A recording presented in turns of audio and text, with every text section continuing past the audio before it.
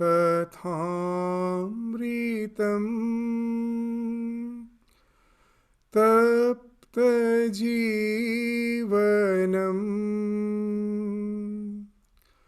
kavibhiritam kalmashapaham Sravanamangalam Srimadaatatam Bhuvi Grananti Ye Bhurida Jana.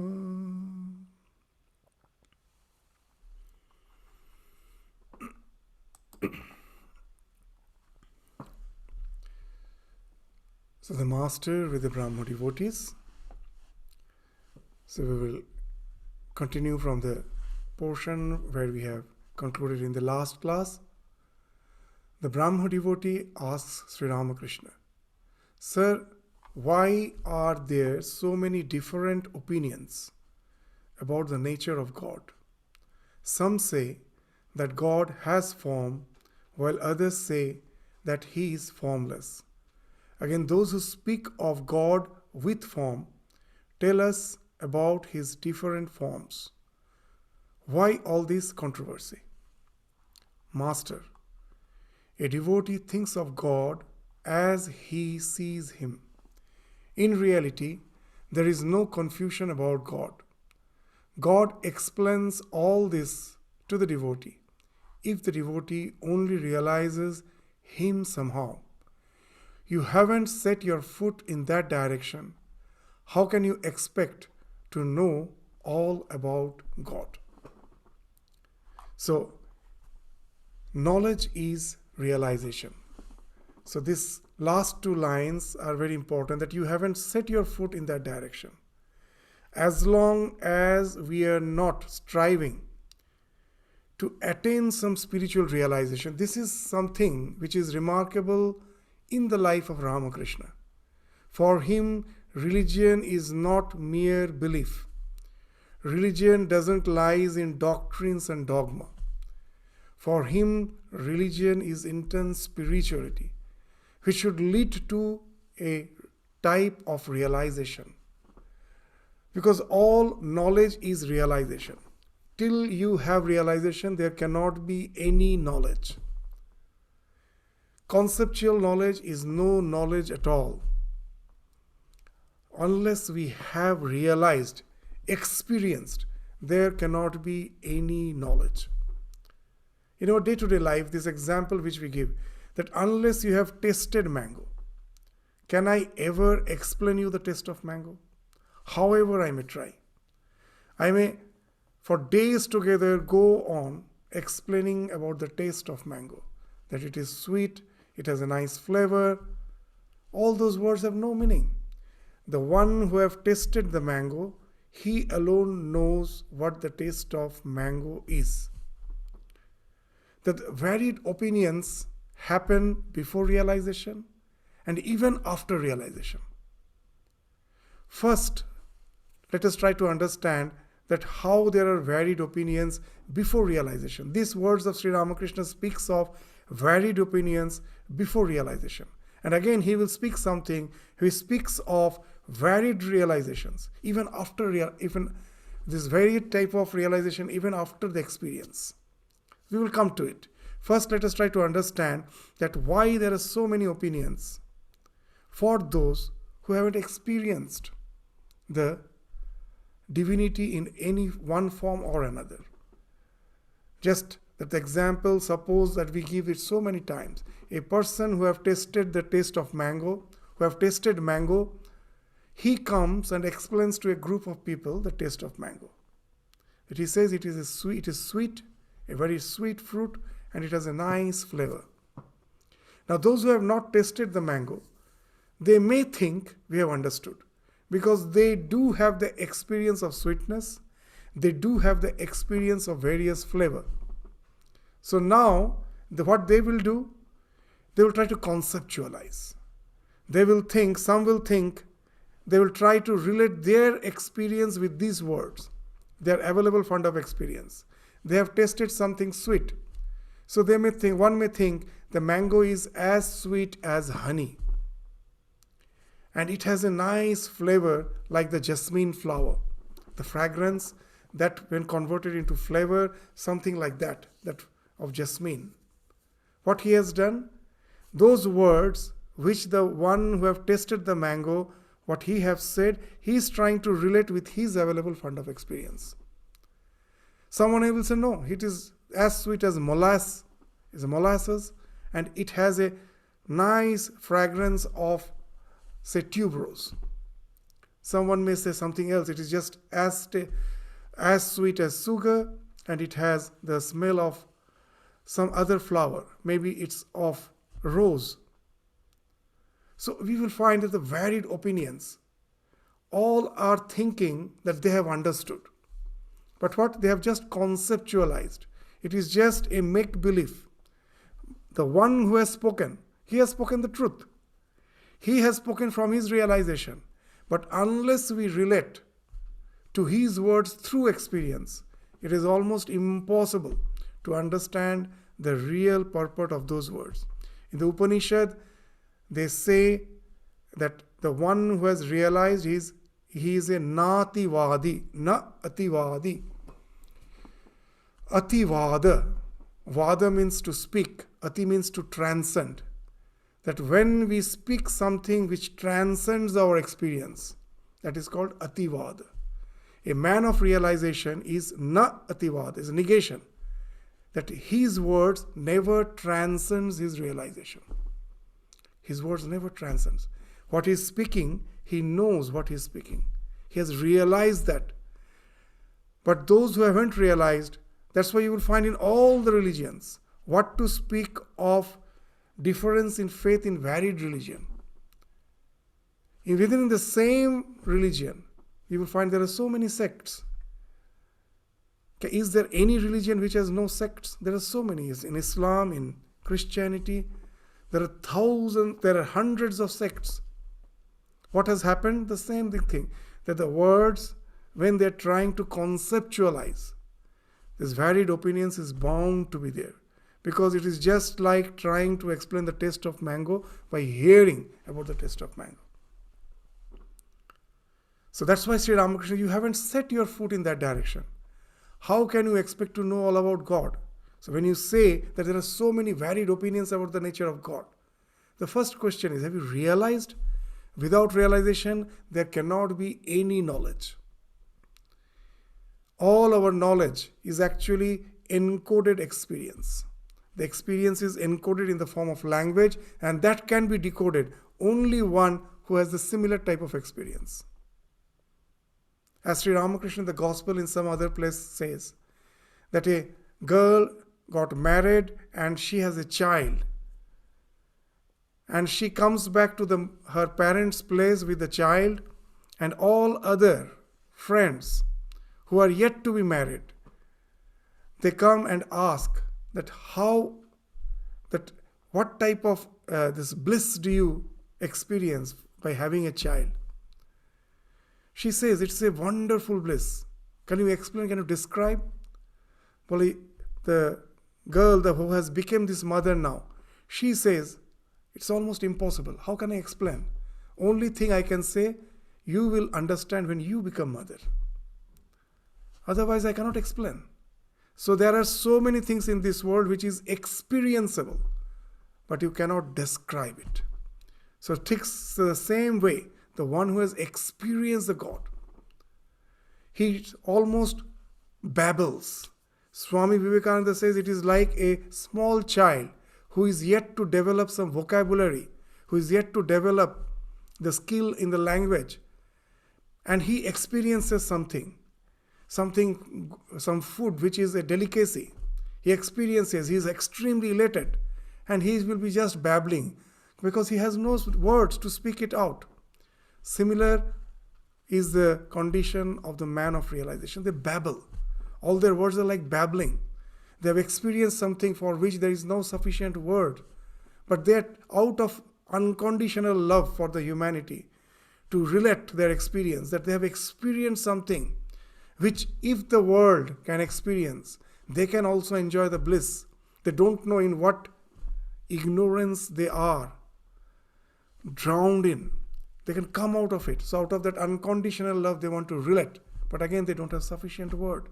So that's the thing for which Sri Ramakrishna is saying that after hearing the words of the spiritual realization, of the spiritual truth, we shouldn't be just satisfied with the doctrines and dogmas and make-believes.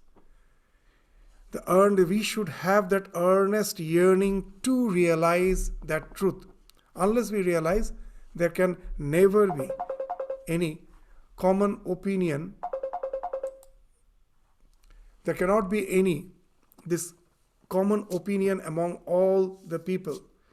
It's only when we go to the realization, the mystics, we will find this. The mystics, when you go to the realization, they sometimes speak in the same language. Not always. There will be varied, but yes, there are so many gradation of spiritual experiences. Unless you go to the ultimate unitary experience, there even can be varied spiritual experiences in the lower rungs of experience. And again, there can be very varied opinions. That's the thing which Sri Ramakrishna will indicate later, next in his conversation. First he says that unless you have taken the first step, how can you just think of what's the ultimate truth? You're bound to have confusion. And even when you have taken this step towards spiritual journey and have attained certain type of realization, there are still chances of varied opinions. Why? That with the help of a very nice example, he will now speak of it. Listen to a story. Once a man entered a wood and saw a small animal on a tree. He came back and told another man that he had seen a creature of a beautiful red color on a certain tree. The second man replied, "When I went into the wood, I also saw that animal. But why do you call it red? It is green." Another man who was present contradicted them both and insisted that it was yellow. Presently others arrived and contended that it was grey, violet, blue, and so forth and so on. At last, they started quarreling among themselves. To settle the dispute, they all went to the tree. They saw a man sitting under it. On being asked, he replied, "Yes, I live under this tree, and I know the animal very well. All your descriptions are true. Sometimes it appears red, sometimes yellow, and at other times blue, violet, grey, and so forth. It's a chameleon. And sometimes it has no color at all. Now it has a color, and now it has none. In the like manner, one who constantly thinks of God can know his real nature.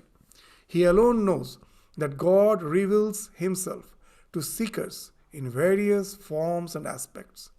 God has attributes, then again he has none. Only the man who lives under the tree knows that the chameleon can appear in various colors, and he knows further that the animal at times has no color at all. It is the others who suffer from agony of futile argument." So here Sri Ramakrishna is indicating something wonderful. That throughout the spiritual journey, spiritual history, we will find that even those who went to the realization, they do speak in different languages.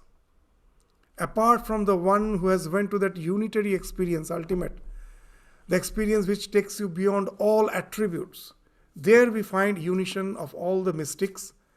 But there are varied opinions. When you are on the spiritual journey, you have attained some realization, but it is not the ultimate. So it is like realizing a particular aspect of the divinity, not the divinity in totality. Sri Ramakrishna is saying here that one man lives under the tree And he knows that it is red, it is green, it is blue, it is violet, and it can be even colorless. Who is that man who lives under the tree? It is Sri Ramakrishna. In the life of Sri Ramakrishna, here he is not indicating his own name. He is not speaking in first, this degree of speech, yeah. But first person he is not speaking. But it is what he is indicating, that one who has traversed through the various paths. Through the various paths, he only knows that all those are true. That what these various paths speaks of. In the spiritual journey, we start with faith. We all start with faith. God is that our predecessors, spiritual predecessors, scriptures speak of the divinity. In a particular culture I am born, I already conceptualize divinity in a particular way. And when I start contemplating on it, it is imagination.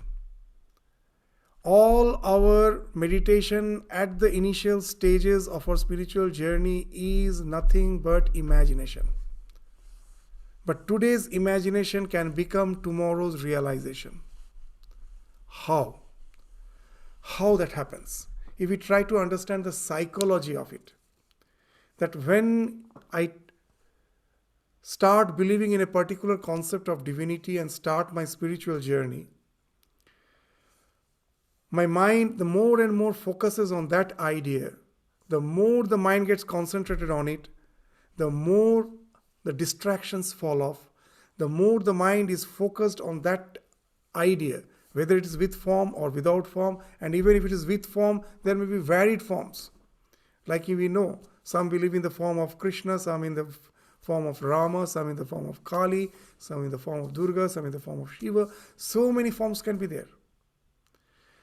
What we are doing, we are meditating on a form, and we are having some concepts of divinity which is associated with that form. And those who don't believe in form, they do believe in some attributes, that he is the creator, he is the preserver, he is the destroyer, or he is the one who is the compassionate one, ever loving, he is the father. So all these are attributes which speaks of the divinity. You may not believe in a form, but you believe on those attributes. When you are meditating, what happens when the mind gets very engrossed in that meditation? That all the meditation, how it helps? That constant repetition creates a groove in your mind. Once the groove is formed, you start liking it. All our likings are actually a groove in the mind. The necessity makes us do certain thing again and again. And when we do again and again, a path is created through the mind. Once the path is created, once the mind is wired, we forget the necessity to do, it becomes our liking. So here also the same thing happens. A particular form of divinity, concept of divinity, one is meditating again and again. If he is really sincere, the path is created very quickly. Once the path is created, now the spontaneity comes. Just to meditate, he finds that there is a liking for it. Once that liking is there, the true meditation starts. Without love, there cannot be meditation. When that love is there, you will find in our life, the one whom you love, about him, about that person, you think spontaneously, intensely, always. There is no need of any effort. So here also the same thing happens. The more you get obsessed with this meditation on this idea, the more your emotions get involved with it. The more the meditations become deeper, the more the emotion, the more it becomes deeper. The more the meditations become deeper, all the other distractions start falling off. It becomes extremely focused. When the mind becomes extremely focused, what happens? Gradually, all the distractions starts falling off, and this becomes something like a very prominent image in your mind. It's an imagination. But very interesting thing, what the psychology speaks, that what I see in the external world is not something which is outside there. There is something. When I'm seeing a red flower, something is there. But what I'm seeing is actually the projection of the mind. The external something is like a stimuli which activates my mind, and my mind projects the color, the shape, everything to say this is a red flower of such and such shape, of such and such texture. So all what I am perceiving, even the modern, your neurology will say, it's not something which is outside that you're saying. There is something. What it is we can never know. What I'm seeing is the projection of my mind. Now think of a very interesting thing, that if without seeing anything, externally I'm seeing anything, because of very strong focus, I can project. The mind becomes what you say that automatically starts projecting that image.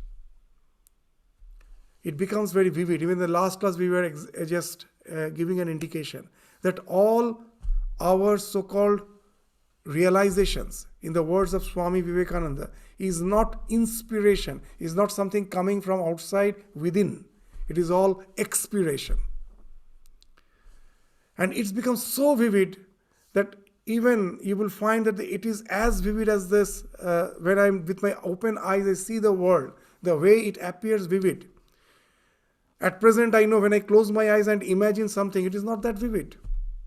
But with very extreme focus meditation, which involves your devotion, at last when the mind starts projecting the images, it becomes so vivid that it is as vivid as this external world. Sometimes external world becomes fade compared to that, what you are projecting. You remember the words of Ramakrishna when Narendranath, Swami Vivekananda as a young boy came for the first time and asked Ramakrishna, have you seen God? His reply was something wonderful. Yes, I see him. The second line was, the only difference is I see it more clearly than I see you. And the third was, of course, I can show it to you. There is a procedure, there is a way. So what it speaks of, so that you are actually, the moment in our spiritual journey starts, what we are doing? We are chiseling the concept of divinity in the wall of our ego. The ego is the thing which is to fall off at last. It is because even when I am meditating, I know I am meditating. The idea that I am this limited body-mind complex, it does fall off when our meditation becomes extremely engrossed. That ego is the last thing to fall off. Before that, what we are doing, we are as if chiseling the form of divinity in the wall of ego. And when at last, what happens? That even that ego is dissolved. That I am meditating, this idea is also not there. First, you will forget your hunger, thirst, your absorption is so much. All the bodily feelings also start falling off. Because the mind is so focused on the object of concentration, it cannot take care of other things. It is totally focused. At last, that the little part of the mind which is required to keep your ego intact, that also is taken away. And then what happens? That's the state which is being described in the scriptures as samadhi. What is the definition of samadhi?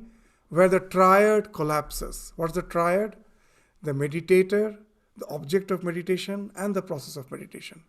When I'm meditating, these three are distinct.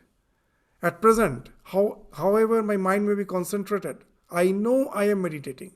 I am the meditator. The concept of divinity is the object of meditation, and the process of meditation connects me with the object of meditation. But when this ego falls off, then you become one with the object of meditation. Then what has happened? You have as if created a hole in the wall of ego. Sri Ramakrishna in some other context have used this example. I have created the one who is meditating on the form of Rama. He have created as if a hole. First he starts chiseling, that imagination is chiseling. At last, the imagination has become so intense, he has created a hole in the wall of ego. And through that he is peeping. It's just like a wall is there, I don't know what's on the other side of the wall. I chisel, and then I peep, I find infinite expanse. So, physically infinite expanse, but here when I create a hole in the wall of ego, I see infinitude. The vastness of this, what you say, the entire existence is dissolved in it. Even my amness is dissolved in it. And for that person, what happens? He says, Rama is the conscious principle, ultimate conscious principle. Because he has peeped through the concept which he has chiseled in the wall of ego. The one who does it with the concept of Krishna, he says, Krishna is the infinite. So see, here they all have realized. It's not they haven't realized. They all have realized, but they have realized in a particular way by developing a particular concept, and through that framework, they have realized the infinitude. But as they have realized through particular concept, for them, that alone, it is not an imagination. Imagination has at last resulted in realization, but it is a particular concept of divinity. But as in the last class also we were indicating, Sri Ramakrishna was a spiritual glutton. He was not satisfied with any particular mode of spiritual belief and practices. After his first realization, he immediately had that urge to test the divinity through other paths. One after other, he started practicing the various modes of spiritual practices as has been prescribed in the various religions, not only various religions, even within Hinduism, there are so many denominations. As per all the denominations, he started practicing, and because of his intensity, he went to the realization in a very short time. In 12 years, he covered as if the entire gamut of spirituality. To at last say that you can create so many infinite holes through the wall of ego, and you see the same infinite, the same infinitude, the same ultimate reality. And as the people were doing it through only one particular concept, they were always having the notion, this alone is the ultimate truth. But Sri Ramakrishna did it through all the paths, and that's why he is the one who is sitting under the tree. That is the one, he has gone through all the paths. He knows that all of them can be true. So just see the wonderful idea. Sri Ramakrishna, these are the stories you won't get anywhere. Sri Ramakrishna, from his experience, has created this wonderful allegory. How nicely he's saying that this can be green, this can be blue. Who knows it? The one who lives under the tree. The one who has gone through all the paths. As we say that in biology there is a theory that who is the highest evolved creature? There are many ways to find out. The one is the recapitulation theory. Recapitulation says ontogeny repeats phylogeny. That for any creature to find out whether it is highly evolved or not, you have to study its embryo. In the embryo, it will be repeating. The entire process of evolution is repeated there. That in the human embryo, we will find that it takes 9 months for the baby to grow into a human form. It starts as a single cell. And in 9 months, if you study the embryo, you will find at some time the heart was 2-chambered, it became 3-chambered, then it became 4-chambered. We had something like gills, it got converted into lungs. We had tails. That there are so many, that the entire process of evolution was covered in that 9 months. That what the nature took, in the nature it took some millions of years to evolve from single cellular organism to the human being. It took millions of years. In the mother's womb, it happens in 9 months. So this is recapitulation. The entire process of evolution is recapitulated. As we do it in a very short time, so that's the proof that you are more evolved. So in the life of Ramakrishna also we see that something. The entire spiritual journey, what took thousands of years for the humanity, because of his tremendous urge to realize the spirituality through all the ways, he did it in 12 years. It was just not a mere belief. Nowadays we say that harmony of religion, many says that we believe in all the religions. It is a belief. Now whenever I go to the interfaith, they say that we don't tolerate, but Swami, it is actually these words, first if you find any reference, it is in the reference in the first famous lecture of Swami Vivekananda, the Parliament of Religion. that he says that I belong to it, that we do not tolerate, we accept all religion as true. Now, you will find even in the present day, these words are used by others, but still they cannot use it as it is. They say we not only tolerate, that they say, but they cannot say we accept. They will say we respect. That worship my own, respect others. Just now I was hearing somewhere. Why respecting others? Because I haven't been through that path. Why Swami Vivekananda is asserting acceptance? Because he is the disciple of a man who has went through all the paths and he has realized, and that's why his question of acceptance comes. Throughout the world, you will find no one can say that word, that we accept all religions as true. It is only left for Ramakrishna to say that I accept all religion as true. All will say respect, but cannot aspect. Previously, the idea of harmony was I tolerate. That's a very, very gross idea. Means I don't in any way believe your path is correct. I just tolerate.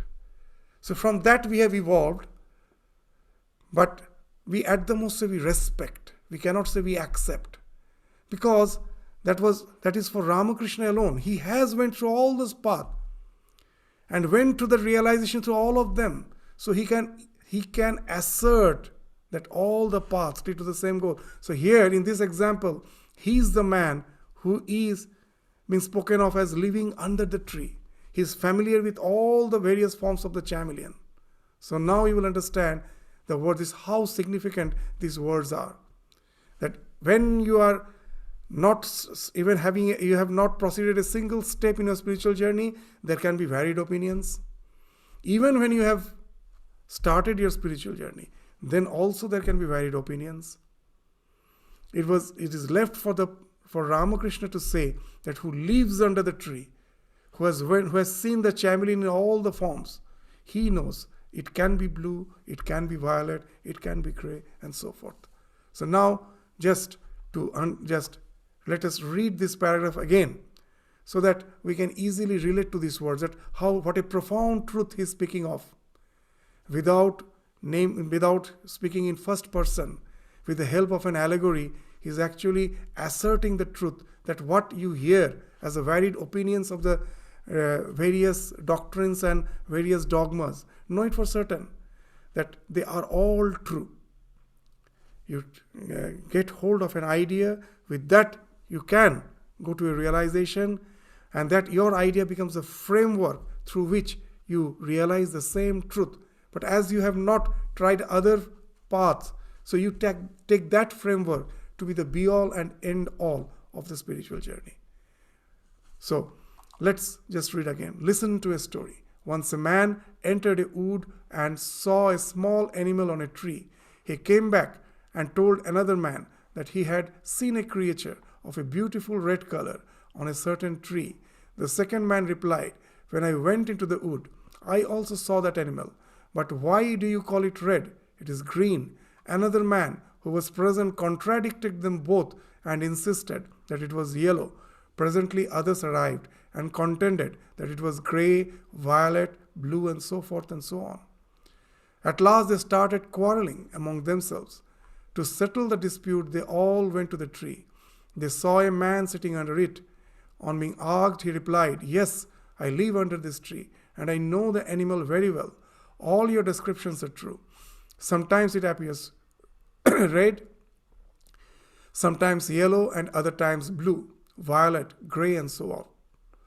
It's a chameleon, and sometimes it has no color at all. Now it has a color, and now it has none. In the like manner, one who constantly thinks of God can know his real nature. He alone knows that God reveals himself to seekers in various forms and aspects. That Sri Ramakrishna is actually speaking of his own life. God has attributes, then again, he has none. It's very interesting that God has Sri Ramakrishna, through these attributes, at last was established in Advaita. Sri Ramakrishna's words are extremely profound. Sometimes we cannot even understand. He speaks in such simple language. Seeing Narendranath, he used to say that he is my in-law's house. Many think that as Narendranath is very, very dear to him, that's why he's saying he's my in-laws house. But the explanation we find that the author of the compiler of the gospel, Sri M. Mahendranath Gupta, he in his conversation has explained this in some other context. That what does Sri Ramakrishna meant that Naren is my in-laws house. Now, Sri Ramakrishna started with the practice of all the dualistic forms of religion. And at last, he got established in that Advaitic realization. If you have studied the life of Ramakrishna, you will find that when Totapuri, his guru who initiated him in the Advaita way of spiritual practice, you will find a very interesting episode there.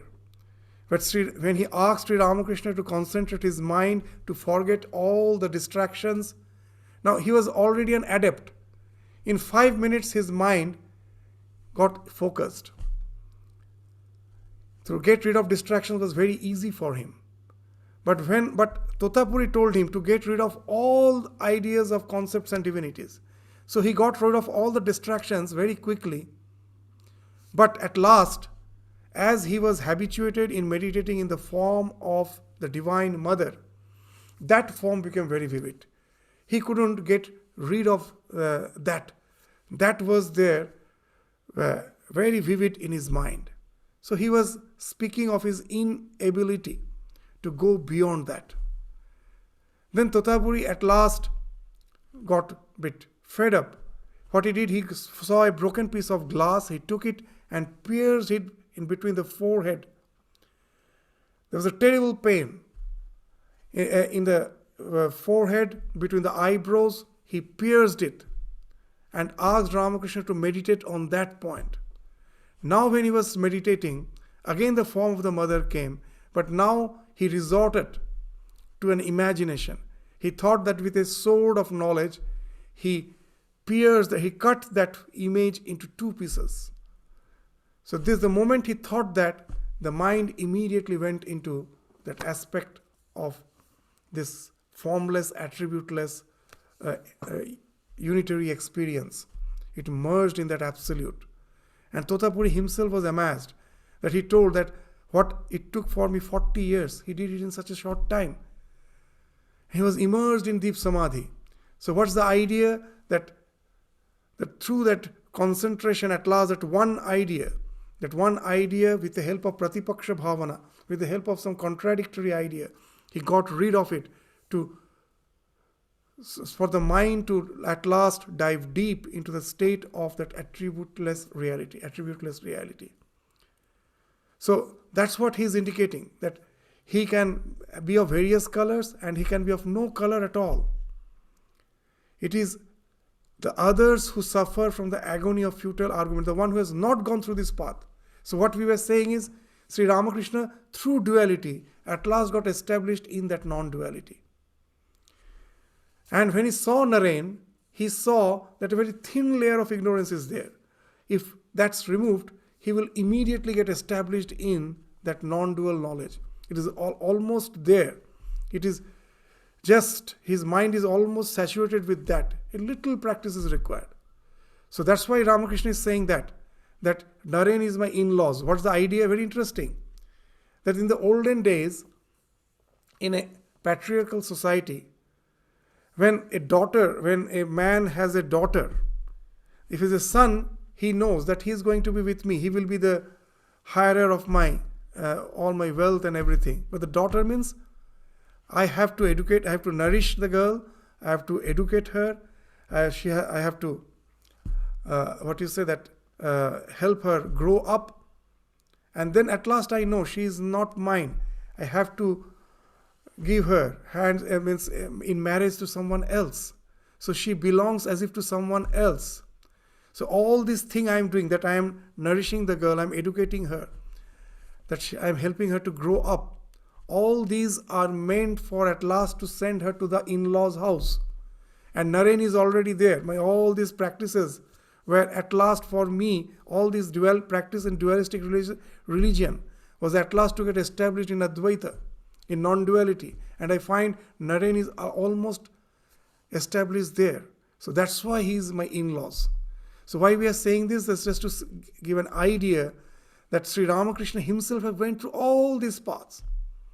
So there's no color means that attributeless, the ultimate reality which is beyond all attributes. So there Sri Ramakrishna got established. That's all the dualistic practices were preparatory stages which took him ultimately to that stage. So as he has gone through all these paths, so that's why he knows that all of them are true. So he knows further that the animal at times has no color at all. It is the others who suffer from the agony of futile argument. Kabir used to say, the formless absolute is my father and God with form is my mother. Means that's another way of accepting both the attributeless as well as the God with attributes. Because it is the same. It is question of your evolution in your spiritual journey. The more absorbed you get, at last, this Savikalpa Samadhi ends in Nirvikalpa Samadhi.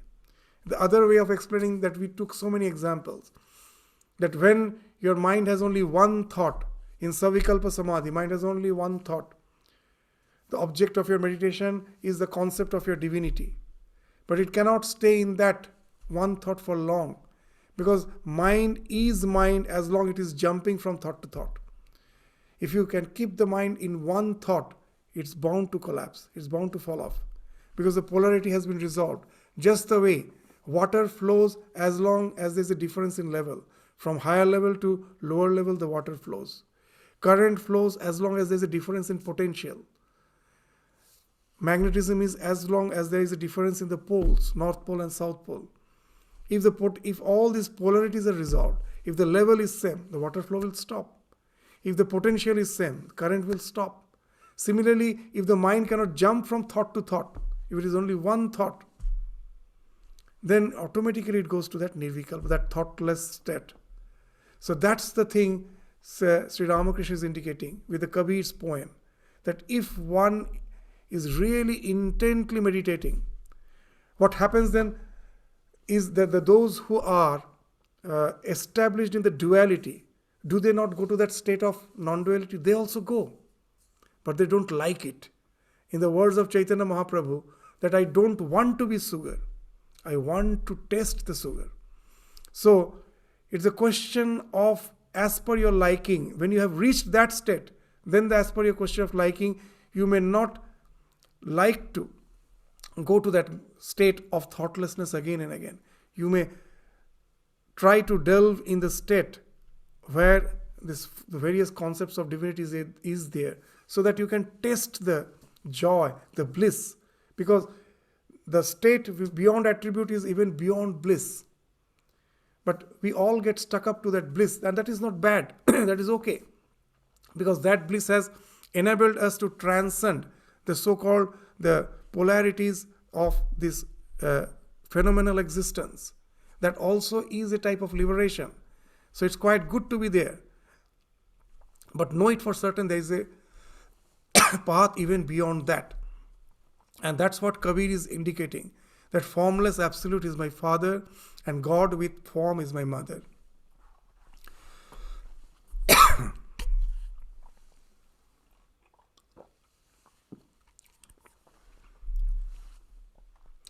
God reveals himself in the form which his devotee loves most. His love for the devotee knows no bounds. It is written in the Purana that God assumed the form of Rama for his heroic devotee Hanuman. So this is the same idea. The form in which you are meditating, that's the form in which the divine will be manifesting. That's what we were discussing. So God reveals himself in the form which devotee loves most. The form and aspects of God disappear when one discriminates in accordance with the Vedanta philosophy. That's the ultimate. Just see, he's just speaking the entire gamut of spirituality because he has himself gone through it. The ultimate conclusion of such discrimination is that Brahman alone is real and this world of names and forms illusory. It is possible for a man to see the forms of God or to think of him as a person only so long as he is conscious that he is a devotee. From the standpoint of discrimination, this ego of devotee keeps him a little away from God. So that's the thing, that as long as that ego is there, that distinction of you and me is there, the question of devotion is there, love is there. When that ego falls off, you're just one with that absolute. The devotee of God doesn't want to merge in that's what we were saying. He doesn't want to merge in the Nirvikalpa Samadhi, he wants to enjoy the bliss of Savikalpa Samadhi. So as Chaitanya Mahaprabhu used to say, that I don't want to be sugar, I want to test the sugar.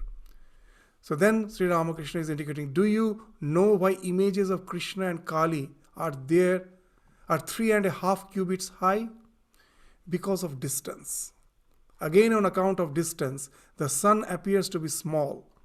But if you go near it, you will find the sun so big that you won't be able to comprehend it. Why have images of Krishna and Kali a dark blue color?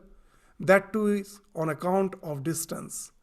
Like the water of a lake, which appears green, blue or black from a distance.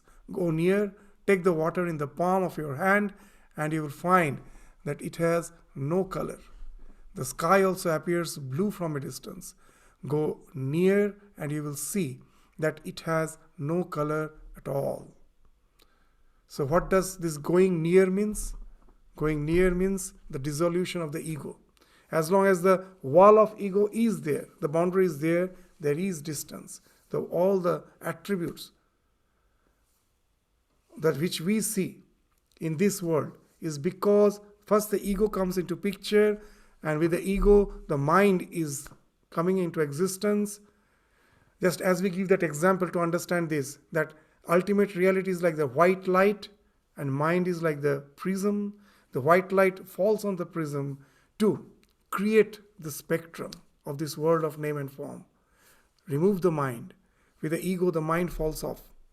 Then what happens? The spectrum merges with the white light. It's not that the spectrum vanishes, it merges back. So, going near means this all the barrier between the so-called phenomenal existence and the reality has fallen off. The mind is the barrier.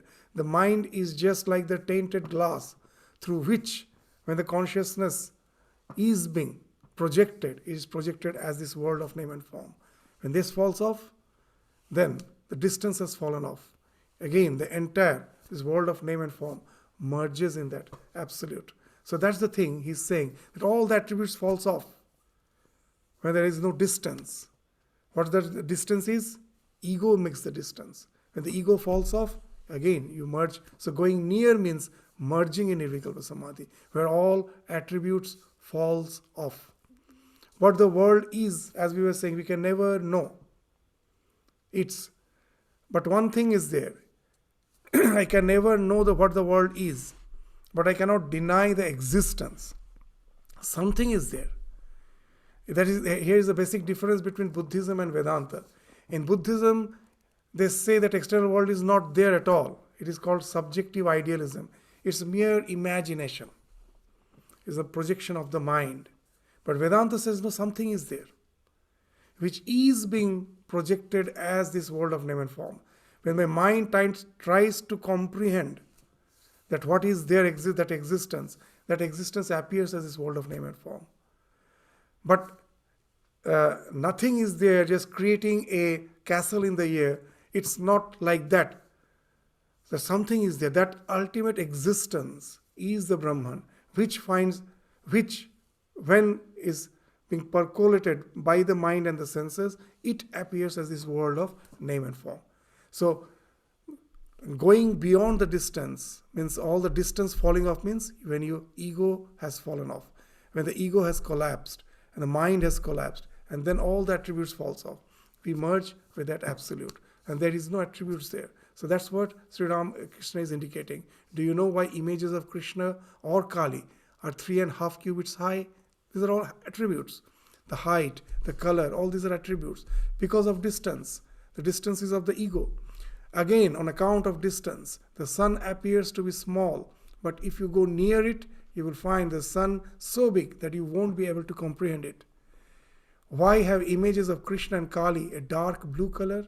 That too is on account of distance, like the water of a lake, which appears green, blue, black from a distance. Go near, take the water in the palm of your hand, and you will find that it has no color.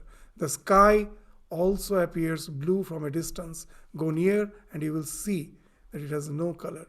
Therefore I say, that in the light of Vedantic reasoning, Brahman has no attributes. The real nature of Brahman cannot be described, but so long as your individuality is real, that's the thing. Your ego is there. With the ego, your individuality is there. The world is real, and equally real are the different forms of God and the feeling that God is a person. Very interesting. In Advaita and Advaitic Vedanta, as long as I am, God is. When I am not, God is not. It's a very, very bold assertion. When I am not, God is not. But one thing is there, consciousness is still there. When Swami Vivekananda went to the Niagara Falls for the first time, he saw, in those days there was no pollution, you can always see the rainbow there. In the Niagara Falls, the rainbow is always visible. Even in the full moon night, the rainbow used to be visible. But now because of pollution, at night you don't see, but in the daytime it's still visible. That rainbow is always there. Seeing the rainbow, Swami Vivekananda immediately spoke of an allegory, wonderful allegory. That the sun is the Brahman. This Niagara Falls is the world. And the rainbow is the God. What he's saying is very interesting. That Niagara Falls is a constant flow, isn't it? It's constantly changing. The world is constantly changing. Everything is changing. We are changing. The world is changing. Nothing is here just static. Everything is a flow. That's why it is called samsara. Samsarate iti samsara. Everything that is flowing is samsara. This world is called samsara because it's a flow. Samsarate. Jagat, also same. From gam dhatu the word jagat came. That which is moving. In something moving, when the consciousness, the sun, you just say the ultimate consciousness, is being reflected in something which is moving, gives an appearance of something which is again not moving, the rainbow. Rainbow is not moving, it is fixed. Sun's reflection on something which is moving, not reflection actually, the exact science speaks of that when the rain, this Niagara Falls is there, it creates that spray, and that spray actually is being, that refracted as a rainbow. But whatever it is because of the flow. That rainbow is there. So Swami Vivekananda is defining God in a wonderful way. What he is saying? That God is the highest reading of the Absolute. Highest reading, sun is the Absolute. It's the highest reading of the Absolute. In this world, if you take the Niagara Falls, if you're there, everything is flowing. What is the highest reading? Its reflection as the rainbow is the highest reading. That's what he's saying. So that appears again something permanent. As long as the Niagara Falls will be there, the rainbow will be there. The world is there, God is there. If the Niagara Falls dries off, will the rainbow be there? No. Will the sun be there? Yes, still it's there. So that's a wonderful example which Swami Vivekananda is giving. So this consciousness, that is being reflected as God, that again is reflected as this world, the creator and the created, behind which the consciousness, conscious principle, is the substratum, which is the substratum for the divinity. Even God will say Aham Brahmasmi, I will also say Aham Brahmasmi. In essence, as far as the consciousness is concerned, in essence we are the same. Like with with clay, I can make an elephant, I can make a mouse. The clay mouse can never become the clay elephant. But both are clay. As clay, both are same. But the elephant is a huge animal, the mouse is a small one. So these differences are in the manifestation. But in essence, both are same. Manifestation may be different. One may be the creator, one may be the created. But in essence, both are the conscious principle. So that's the idea. So when the Niagara Falls is not there, the rainbow is not there, the sun is there. So the conscious principle, that's the ultimate thing. That based on which everything is. So that's the idea which Swami Ramakrishna is saying. See, all the ideas, how nicely has been synthesized in the gospel. If you read between the lines, it's a wonderful. We won't get any other scripture so nicely have synthesized the various the doctrines of the various religions. Therefore, I say that in the light of Vedantic reasoning, Brahman has no attributes. The real nature of Brahman cannot be described. But so long as your individuality is real, as long as the Niagara Falls is there, your individuality in the Niagara Falls, you can see your mind. Forget the world. My mind is constantly flowing. That speaks of the individuality. As long as your individuality is real, the world is also real, and equally real as the different forms of the gods, and the feeling that God is a person. The moment your individuality is not there, then from that you can conclude that God is also not there, you are also not there as a person, God is also not there. So if someone may say that in Advaita Vedanta it's a Mayavadi. Why Mayavadi? Because God is also Maya, is imagination. They will assert God is not only God is Maya. As long as world is real, till then God is also real.